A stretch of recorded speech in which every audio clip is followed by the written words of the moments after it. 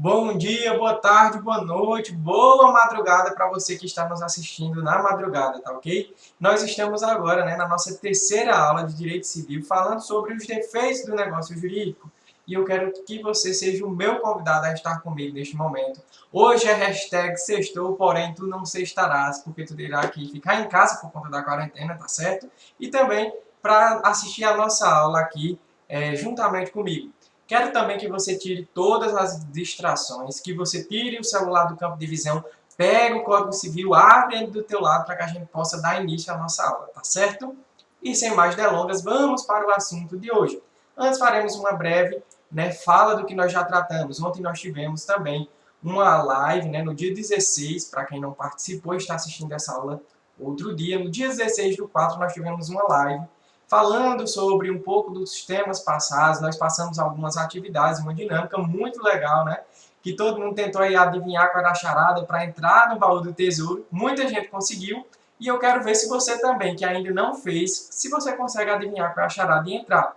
Se vocês gostaram dessa dinâmica, comentem, compartilhem lá nas suas redes sociais, que isso é um incentivo para que a gente possa estar fazendo outras atividades também, diferentes, para quebrar um pouco a rotina dessa aula, de fala, explica, anota, enfim, para ter uma diversidade aí de formas de avaliações.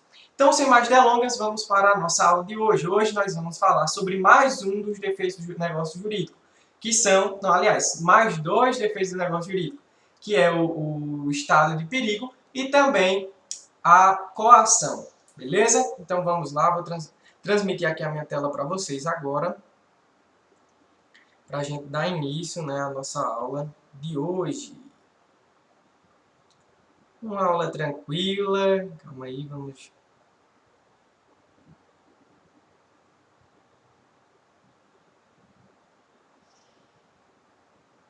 Ok, já estamos aqui, vamos lá, pessoal. Vou colocar o nosso slide. Tô de casaco, não é porque tá frio não, gente, é porque o nome disso é roupa suja. Nós já temos intimidade para isso, né? Então, vamos lá.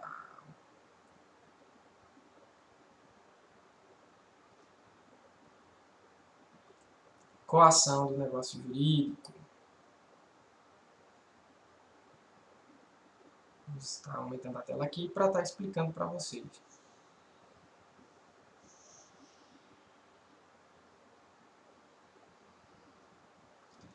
Espero que a nossa internet volte a funcionar, porque nós temos sempre esse defeito. Aí, pessoal, voltou. Agora estamos aqui, agora de fato, com a coação do negócio jurídico. O que é essa coação? O que é a coação no negócio jurídico?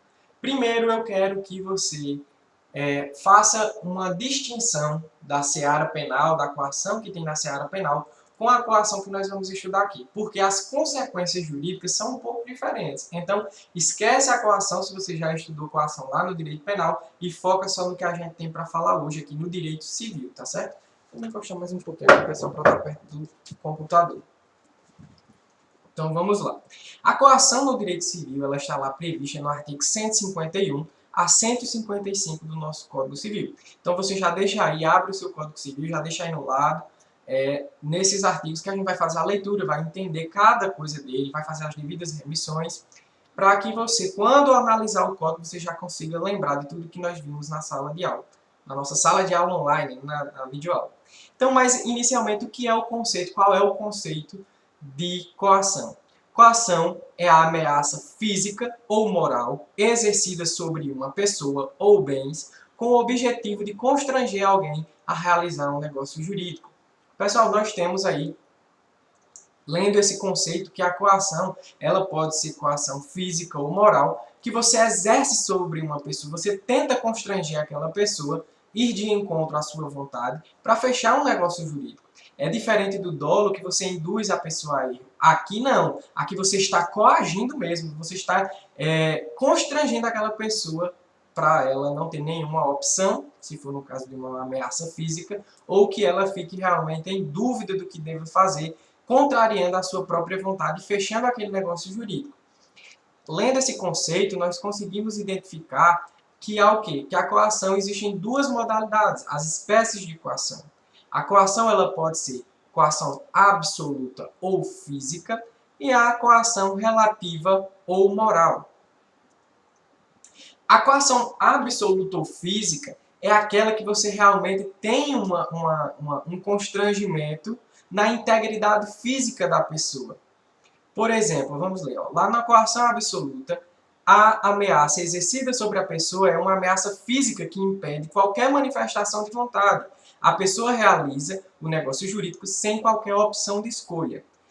A coação absoluta ou física, em verdade, não consiste em um defeito do negócio jurídico, mas em motivo de completa aniquilação da manifestação da vontade, a qual atingirá o plano da existência do negócio jurídico, não apenas o plano da validade. Assim, o negócio jurídico realizado por coação absoluta será inexistente e não inválido. Pessoal, a coação absoluta, aquela coação física, ela vai de encontro com a própria vontade da pessoa. Não deixa a opção de escolha para que ela possa saber se ela quer ou não quer aceitar aquele negócio jurídico. Ela só tem que aceitar o negócio jurídico. Ela impossibilita qualquer opção de escolha, o que inviabiliza, né, a manifestação da vontade. Nem chega a existir, como a gente leu aqui, a manifestação da vontade.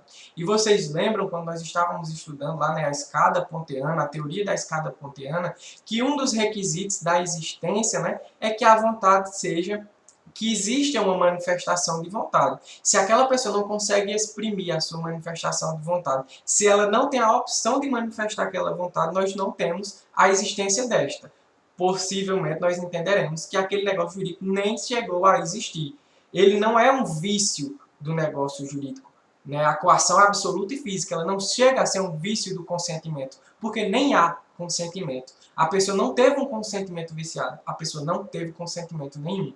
Então, a coação física, ela parte para a integridade física da pessoa, deixando ela impossibilitada, coagindo aquela pessoa. Professor, aí um exemplo. Eu dei até esse exemplo em sala de aula para vocês, né? Quem lembra daquele exemplo que eu falei, que tem um senhor, né? O seu pai está lá em coma, em estado que não consegue exprimir a sua vontade, e aí vem um pessoal, né, seus filhos ou primos, enfim, e faz com que ele assine um termo de doação, né, pega o dedo dele e faz com que ele assine aquele termo de doação a rogo, né, mostrando que ele está concordando, mas na vontade ele não está nem exprimindo a vontade dele. Aquele negócio ali nem chegou a existir. Vai ser um negócio nulo de pleno direito. Porque ele não é um defeito do negócio jurídico.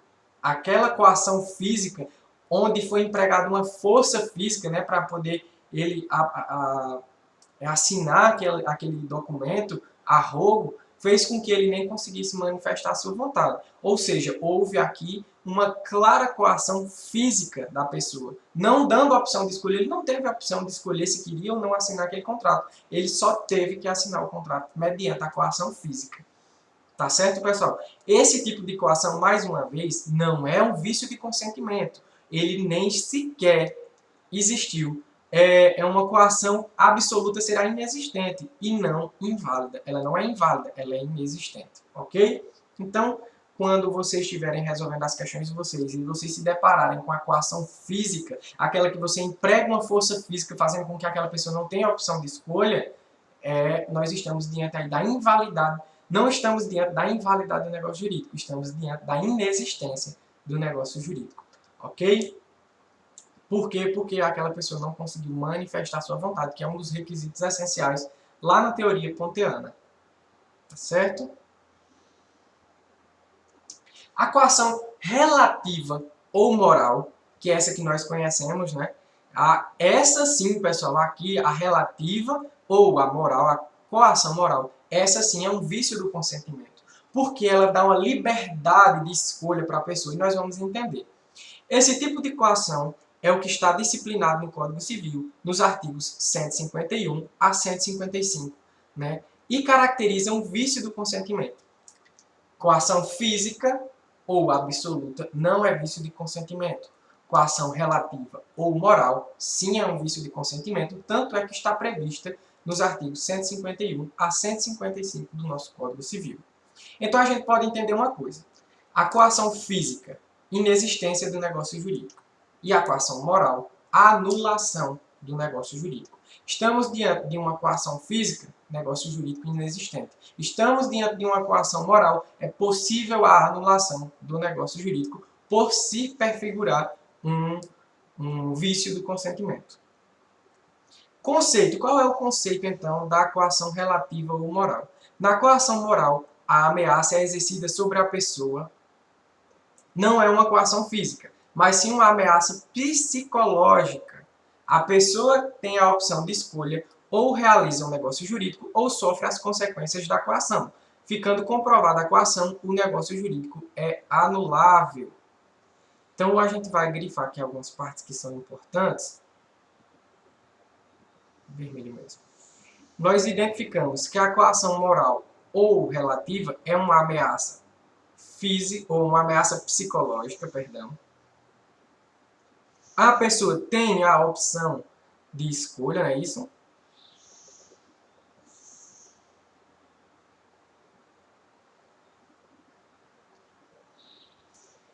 E sendo comprovada a coação, o negócio jurídico é anulado. Então, nós temos aí a ameaça psicológica, e aí a pessoa tem uma opção de escolha. Como assim, professor, a pessoa tem uma opção de escolha? Ela não está coagida a fazer aquilo? Ela pode ser que ela faça um negócio jurídico ou sofra as consequências. E aí a gente vai identificar a coação relativa ou moral. Vamos dar aqui um exemplo. Você está lá em casa, né? Maria está em casa, e aí o seu padrasto pega uma arma, aponta para a cabeça de Maria e diz: Maria, assine o contrato de doação para mim, né? Você vai doar os seus bens para mim. Isso é uma coação psicológica, porque dá a opção para Maria estar assinando o contrato ou não. Professor, não seria uma física? Não. Ele não está empregando força, deixando que ela não tenha opção. Ela tem uma opção. Ou ela assina o contrato e resguarda a sua vida, né? Não põe a sua vida em risco de morte, ou ela diz que não vai assinar e põe aí a sua vida em risco de morte. Mas é uma opção que ela tem. Ou ela vai assinar o contrato, ou ela vai sofrer as consequências daquela coação moral ou psicológica. Sendo comprovada, ela foi lá, ela disse: não, eu vou assinar esse contrato, eu não vou pôr minha vida em risco de morte, assina o contrato, e aí ela pode levar aquele contrato, né, a juízo, para que seja comprovada a coação, aquele negócio jurídico de doação dos bens dela seja anulado e os bens retornem ao estado o estado anterior que estava, que era da sua propriedade. Então ela pode colocar, né, aquele contrato, aquele negócio jurídico passível de anulação, sendo comprovada a coação psicológica. Ok? E quais são os requisitos, então, professor, que vão configurar, né, essa coação moral? A coação moral, ela vicia os negócios jurídicos, mas para que esse vício seja configurado é necessária a existência de alguns requisitos, e que estão presentes lá no artigo 151 do Código Civil. Então, para tudo, se tu não pegou teu código, pega teu código, abre aí, vamos fazer as devidas remissões, ok? Se você não abre o seu código, pausa e vai lá buscar.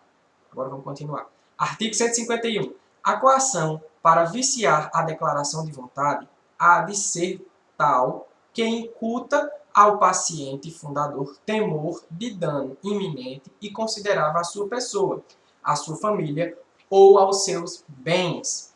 Ou seja, pessoal, vamos aqui identificar parte por parte desse artigo. Quando ele fala aqui incuta ao paciente,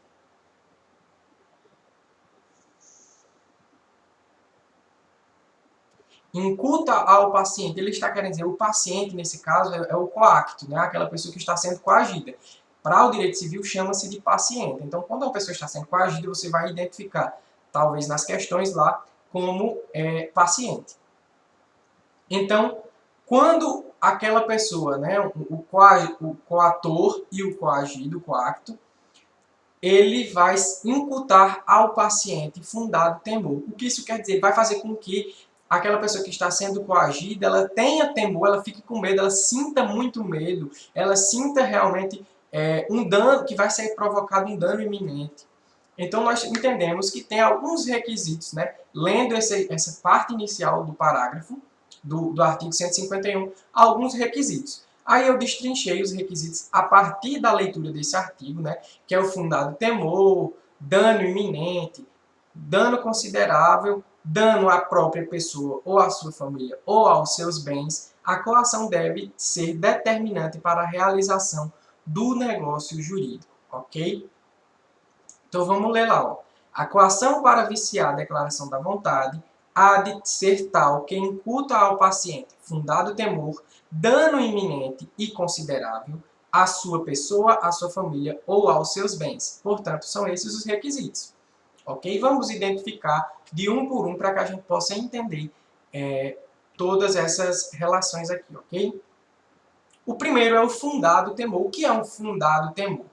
O temor, ou o medo, né, na verdade, deve ser justificado, ele deve ser fundado, ele deve ter uma justificativa. Você realmente estava apavorado, com medo, tendo uma grave ameaça sendo possível prejudicar ou a si mesmo ou algum bem jurídico de uma pessoa que você tem um apreço, que é no caso da sua família.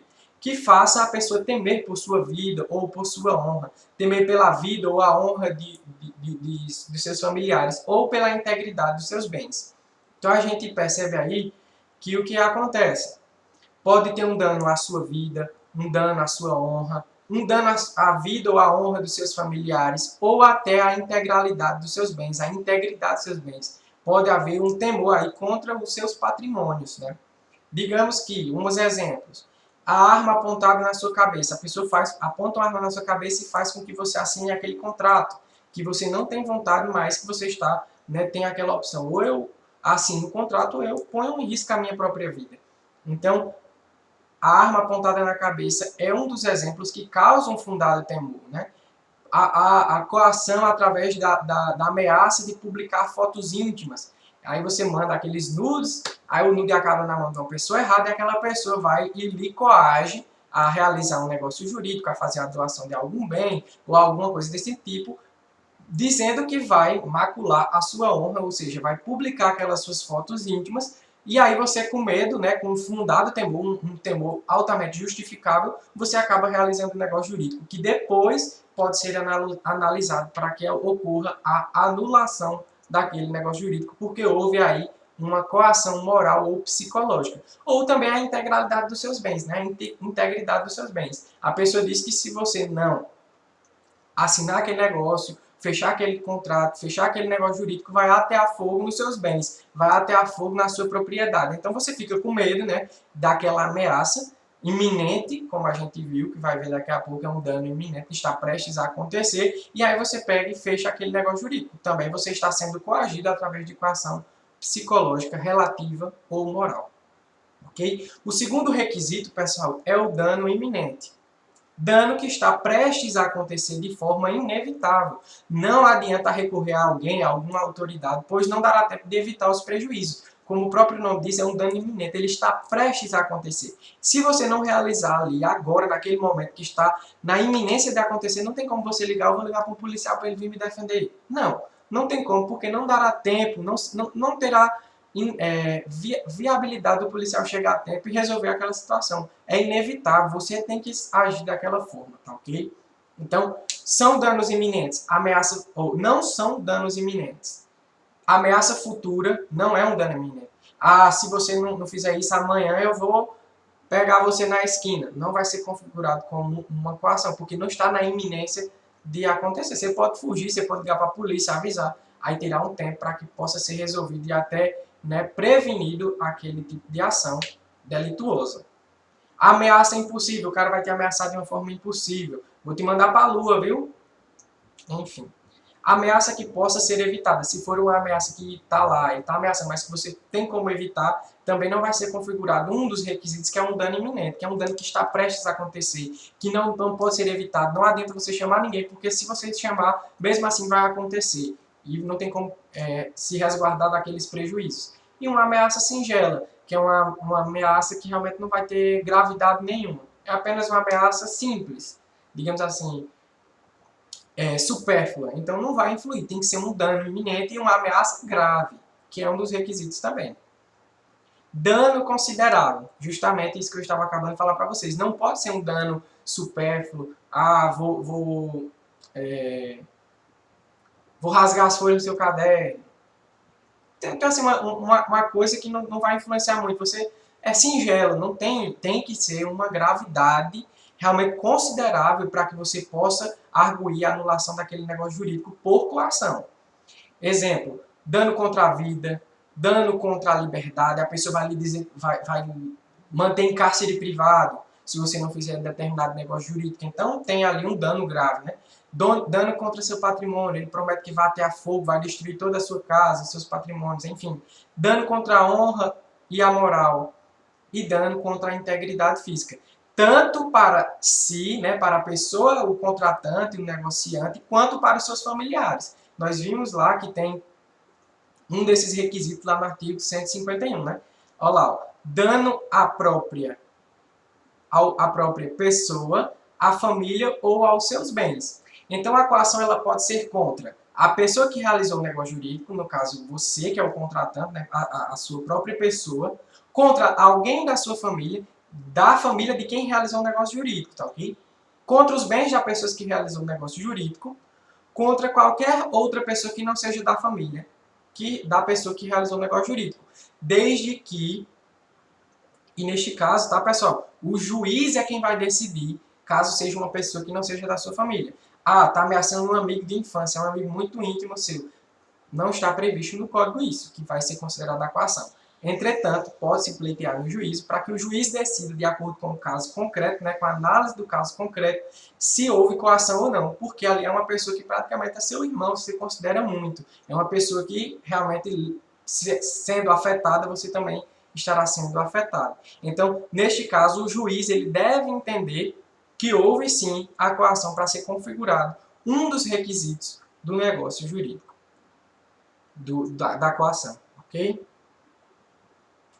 E a coação deve ser determinante para a realização do negócio jurídico. A coação deve ter sido determinante para a realização do negócio jurídico. Ou seja, a pessoa que realizou o negócio jurídico só realizou porque estava sob a coação.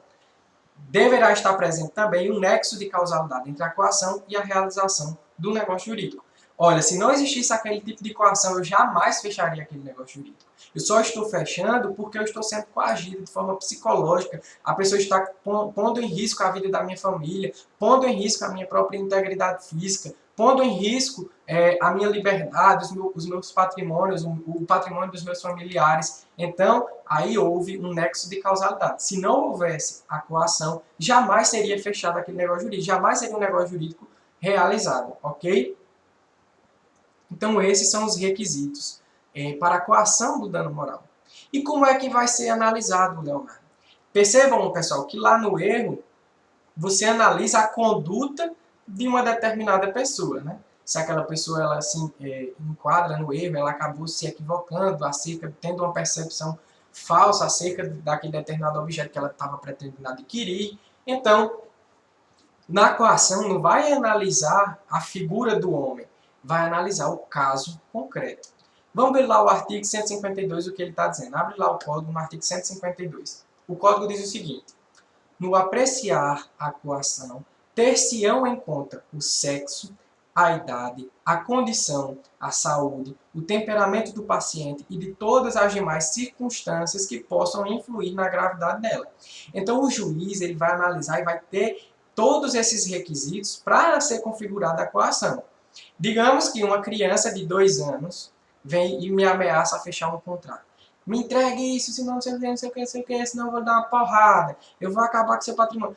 Aquela ameaça é possível ser evitada em decorrência da idade da criança, né? Ela não tem uma condição física muito forte nem preparada, então ele vai analisar o caso concreto. Ah, mas foi uma ameaça séria, mas era uma criança que dava para ter sido evitada, então vai ser analisado o caso concreto. Se a pessoa era homem, se era mulher, se tem uma idade muito avantajada, se era uma idade muito inferior, se era uma idade compatível, tudo isso vai ser colocado em ponderação no caso concreto para ter a ciência, né, para o juiz entender que houve sim a coação.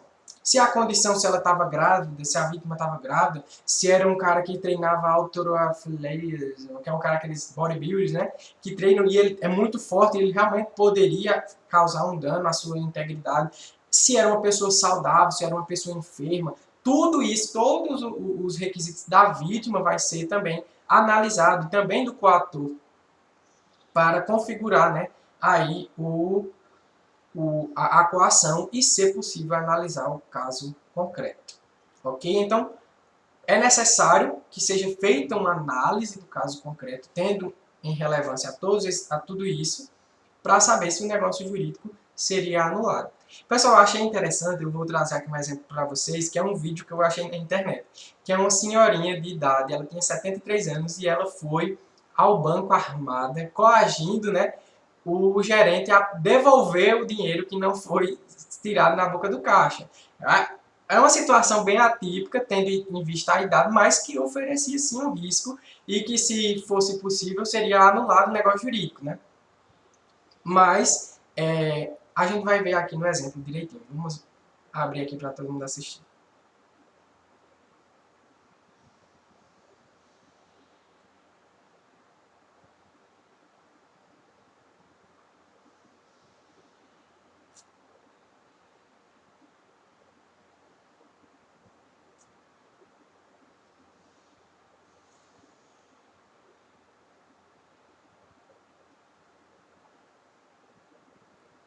Aí, pessoal.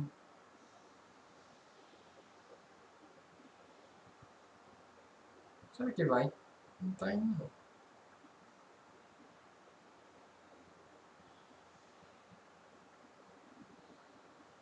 Vou tentar aqui, pessoal.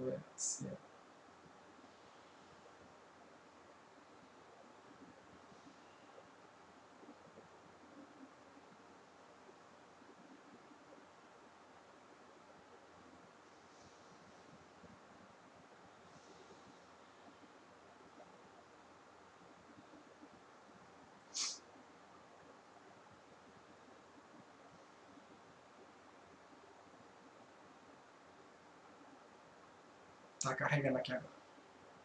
O Jornal Hoje fala agora de uma senhora de 73 anos que invadiu um banco armada por causa de uma diferença de R$50 num saque. É o dia de fúria dessa senhora, dessa aposentada, que é uma vovó.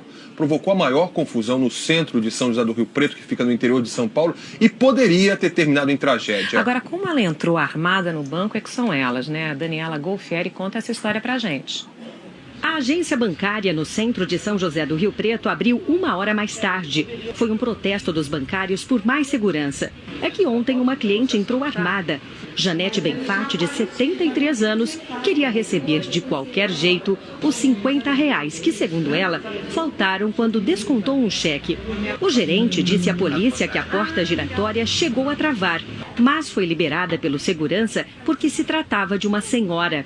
Dentro da agência, a primeira pessoa que a professora aposentada procurou foi o gerente. Então nós vamos resolver aqui, ó.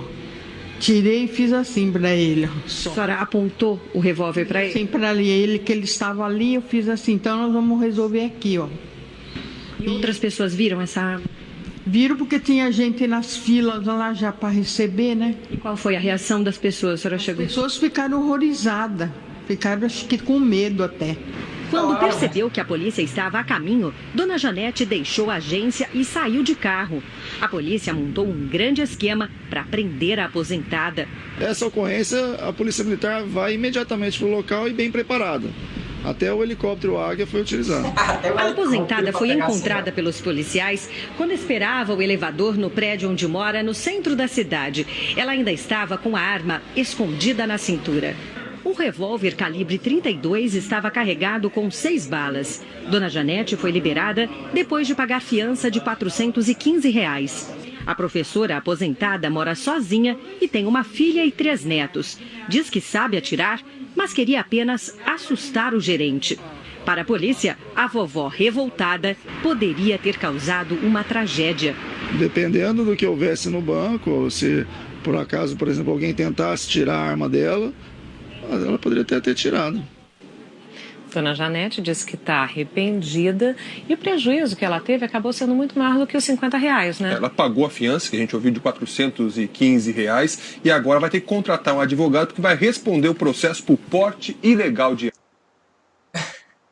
Então, a senhora, ela acabou causando um prejuízo maior do que ela esperava. Mas o que eu queria mostrar com esse exemplo desse vídeo, pessoal, é que o caso concreto vai ter que ser analisado. Se você falasse assim, numa situação, mas eu fui coagido por uma senhora de 73 anos, se tornaria até cômico, mas ela poderia causar um estrago se ela tivesse armada, se ela soubesse manusear, se ela não tivesse no temperamento dela correto. Então, tudo isso vai ser analisado para ser configurada a coação, beleza? Tem outro tipo de coação, e esse é o último tipo de coação que nós temos, que é a coação de um terceiro. Primeiro, vocês sabem, né, que o terceiro é uma pessoa que está alheia à relação jurídica.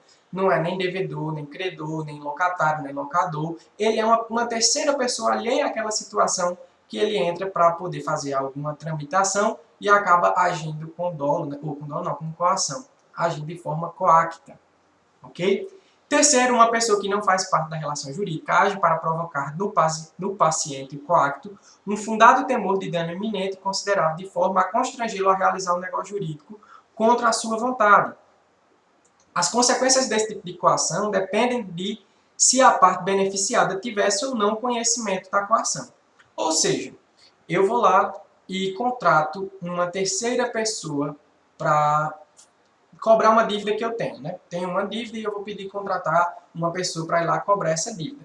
Aí essa pessoa, né, ela, a mando meu, né, eu sou o credor e eu vou pedir para ele tirar o devedor. A mando meu, aquela pessoa vai lá e coage aquela pessoa, né? Só bota a arma na cabeça dele, diz só sai lá, se ele não sair, não der o dinheiro, pega o móvel, mas ele vai ter que pagar essa dívida. Então, se ele tinha ciência, né, a parte que vai estar se beneficiando tinha ciência daquilo, o negócio jurídico pode ser anulado e a parte a quem aproveitou responde solidariamente com o terceiro por perdas e danos. Se houve a perda e dano, né, nesse caso onde o terceiro e uma das partes, no caso aquela que está sendo aproveitada com o benefício da dívida, né, se houve perdas e danos para aquele devedor,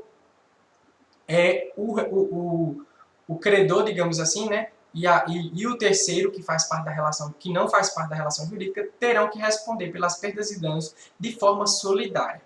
E agora, se não tem o conhecimento, aquele terceiro lá, eu contratei essa pessoa para cobrar aquela dívida e ele age de forma rude, né, coagindo aquela pessoa sem o meu conhecimento. Eu não dei ordem para que ele fizesse isso, eu só pedi para ele cobrar. O que acontece? Se a parte que vai ter o aproveitamento não tem conhecimento, o negócio jurídico não vai ser anulado. Irá subsistir. E somente o terceiro coator é que vai ser responsável por perdas e danos.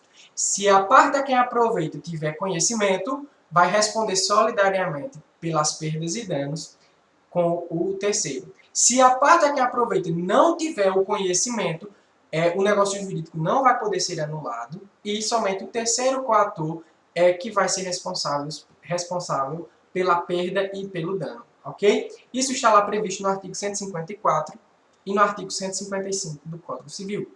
Se não, vejamos. Artigo 154. Vicia o negócio jurídico a coação exercida. Vicia o negócio jurídico a coação exercida por terceiro, se dela tivesse ou devesse ter conhecimento, a parte a quem aproveite, e esta responderá solidariamente com ou aquele por perdas e danos.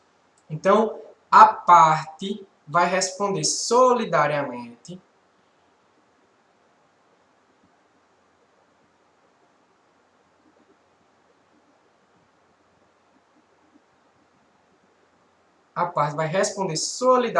não é isso? Se dela tiver conhecimento, se tiver conhecimento da coação, ou se tivesse como saber daquela coação, como naquele caso do dolo. Se for um parente próximo, se for a esposa, se for um filho, se for um primo, for uma pessoa de convívio próximo que devesse saber daquele, né, tipo de ação, de coação, ele vai responder solidariamente. Já o artigo 155 fala no caso de não ter o conhecimento. Subsistirá o negócio jurídico, ou seja, o negócio jurídico não vai poder ser anulado, ele vai existir, vai continuar existindo. se a coação decorrer de terceiro, sem que a parte a que aproveite dela tivesse ou devesse ter conhecimento, mas o autor da coação responderá por todas as perdas e danos se houver causado ao coacto. Ok? Então, pessoal, é isso sobre coação. Nós vimos todos os tipos de coação. Quando tem conhecimento, o que acontece. Quando não tem conhecimento, o que acontece. Quando é que vai ter as consequências jurídicas, coação de terceiro. Tudo isso nós já vimos. Então, nós vamos para outro, né, elemento dos nossos defeitos do negócio jurídico, do nosso déflix, que é o estado de perigo. Ele vai estar previsto lá no artigo 156 do Código Civil. Vamos comigo. Configura-se o estado de perigo quando alguém, premido da necessidade de salvar-se, ou pessoa de sua família, de grave dano conhecido pela outra parte, assume obrigação excessivamente onerosa. Parágrafo único. Tratando-se de pessoa não pertencente à família do declarante, o juiz decidirá segundo as circunstâncias. Ou seja, pessoal, aquela pessoa vai estar no estado de perigo, é o que? Aquela pessoa precisa salvar ou salvar alguém de sua família, de danos graves que a outra pessoa que ela está sofrendo. Ou risco de morte, ou lesão à saúde, risco à integridade física. Se a pessoa estiver correndo risco, não for da sua família, o juiz é quem vai decidir se houve estado de perigo ou não, analisando o caso concreto. Né? Digamos que essa pessoa ela vai ter que ter uma vantagem manifestamente excessiva. Ela vai se aproveitar daquela situação de perigo que aquela pessoa está passando para cobrar um valor excessivamente daquele tipo de serviço que ele vai estar precisando para fechar aquele negócio jurídico.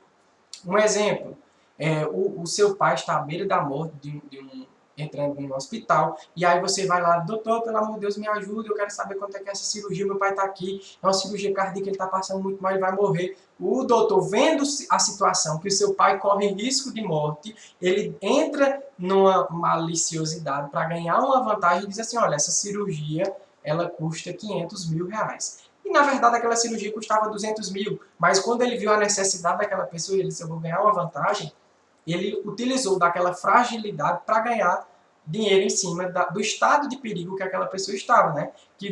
Que o seu pai estava, no caso. Então, o pai dele estava correndo risco de morte e o médico, vendo aquela situação, a fragilidade deles, decidiu tirar uma vantagem em cima disso. Então, ele cobrou um valor excessivamente oneroso. E aí, depois que realizar essa cirurgia, pode-se pleitear a anulação do negócio jurídico devido ao estado de perigo, da fragilidade que aquela pessoa, ela só fechou o contrato diante do perigo que ela estava fazendo, do risco que o pai dele estava correndo de morte, né? Então, o perigo, o estado de perigo, deve ser a razão determinante do negócio jurídico. O estado de perigo retira da pessoa a condição de declarar livremente a sua vontade. Eu não consigo manifestar, eu não consigo pensar na minha vontade, eu só quero assinar um contrato que você resolva e salva a vida do meu pai, depois eu me viro para ver como é que vai pagar. Na maioria dos casos, a gente pensa assim quando está no estado de perigo. Ou a casa está pegando fogo, você está precisando de alguma coisa e o caminhão-pipa diz, rapaz, eu só apago esse fogo aí se você me der 10 mil reais, assina aqui esse contrato. Então, um caminhão-pipa não chega a ser 10 mil reais. Ele utilizou do momento, do estado de perigo, né, que aquela pessoa estava passando para oferir uma vantagem manifestadamente excessiva. Ele está lucrando em cima daquilo e quando ocorre isso é passível de anulação também, um negócio jurídico. Mas é necessário que a gente veja o que está aqui no artigo. O artigo diz, né, que configura-se estado de perigo quando alguém premido da necessidade de salvar-se ou pessoa de sua família de grave dano conhecido pela outra parte. Pessoal, um dos requisitos é que a outra parte tenha conhecimento do estado de perigo que você está vivenciando. Se aquela pessoa não sabe que você está passando por um estado de perigo e ela cobra um serviço, ela não está agindo aí, ganhando manifestadamente uma vantagem em detrimento da sua fragilidade, do estado do seu perigo. É necessário que ela tenha conhecimento que há um estado de perigo e ela que decida ganhar em cima disso, né? É necessário que o perigo sofrido pela pessoa seja conhecido da outra parte e, em virtude desse perigo, abuse da situação e tire proveito da fragilidade da pessoa. E, professor, quais são as consequências, né, do reconhecimento do estado de perigo? A primeira é que pode ser anulado o negócio jurídico. Vai haver, talvez, a anulação desse negócio jurídico, né? Sendo reconhecido o estado de perigo, sendo reconhecido que a outra pessoa tinha conhecimento desse estado de perigo e que ela decidiu auferir alguma vantagem, abusar daquela situação, aí vai ter anulação do negócio jurídico. E também pode haver o que acontece, que é o mais comum, a revisão do contrato para adequação do valor. Pessoal, isso é em detrimento de um enunciado da terceira jornada de direito civil. O enunciado 148 da terceira jornada de direito, ele diz o seguinte: ao estado de perigo, artigo 156, aplica-se por analogia o disposto no parágrafo 2º do artigo 157. E o que é que diz o parágrafo 157? Não se decretará a anulação do negócio jurídico se for oferecido suplemento suficiente ou se a parte favorecida concordar com a redução do proveito. Então, o que é que acontece? Pode-se entrar aí uma revisão do contrato para que seja oferecido um suplemento suficiente, ou se aquela parte que recebeu, que foi favorecida, concordar com a redução do proveito. Senão, você vai pleitear na justiça a anulação. O que acontece? Eu paguei um valor excessivo. Então, vamos retificar esse valor. Você me devolve o que eu paguei, porque eu só paguei porque estava em estado de perigo. E aí a gente acaba isso, eu pago o teu serviço e pronto. Acabou, e é isso que temos para hoje, Brasil. Se a outra parte não concordar com aquela redução, aí vai se pleitear na justiça mesmo a anulação do negócio jurídico. Mas essas duas possibilidades são possíveis, tanto a anulação quanto a revisão do contrato para adequação do valor. Então, para finalizar a aula de hoje, foi uma aula mais rápida, mas aí é para o hashtag sextou, para você curtir seu final de semana com tranquilidade. Vamos para os requisitos para a gente finalizar o estudo sobre o estado de perigo. Quais são esses requisitos? Necessidade de salvar-se ou salvar alguém da sua família, que o dano que esteja lá sofrendo seja um dano grave, o perigo como razão determinante, o perigo deve ser a razão determinante pela qual está sendo fechado o negócio jurídico, e o conhecimento do perigo pela outra parte, a obrigação excessivamente onerosa. Então tem que ter todos esses requisitos para ser configurado o estado de perigo. A pessoa cobrou um valor, mas não foi excessivamente oneroso. Foi um valor que está na média, mas você achou porque tem outro médico que fazia mais barato. Não, ele está cobrando um valor dele normal, porque é o valor do serviço dele, não é porque o outro é mais barato que você vai tentar pleitear a anulação do negócio jurídico. Tem que ser assim, escrachadamente, uma excessividade onerosa, ok? Para que seja configurado aquele estado de perigo e venha pleitear a anulação daquele contrato, tá ok? Então, pessoal, é isso. Vamos voltar aqui para a tela principal para conversar com vocês e nos despedir.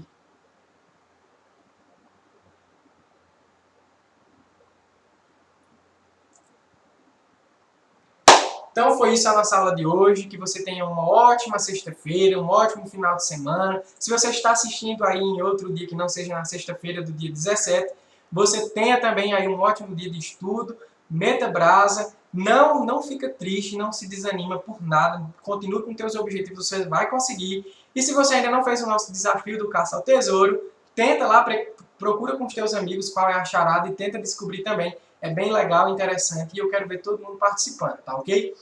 Desejo a todos aí uma ótima tarde de estudos, uma ótima noite, uma ótima manhã, uma ótima madrugada e que você continue conosco assistindo e nos acompanhando pelas redes sociais, todos os passos. Estou corrigindo as atividades de vocês, demanda muita leitura porque são muitos artigos para ler e eu vou estar lendo todos e estar pontuando as devidas alterações que sejam necessárias, ok? E vou estar enviando para todos vocês à medida que eu for corrigindo. Então não tenham pressa, calma que as atividades vão ser corrigidas, tranquilo? E na próxima semana a gente volta com uma nova atividade, com uma nova aula e eu conto com a tua participação. Até a próxima. Valeu, pessoal!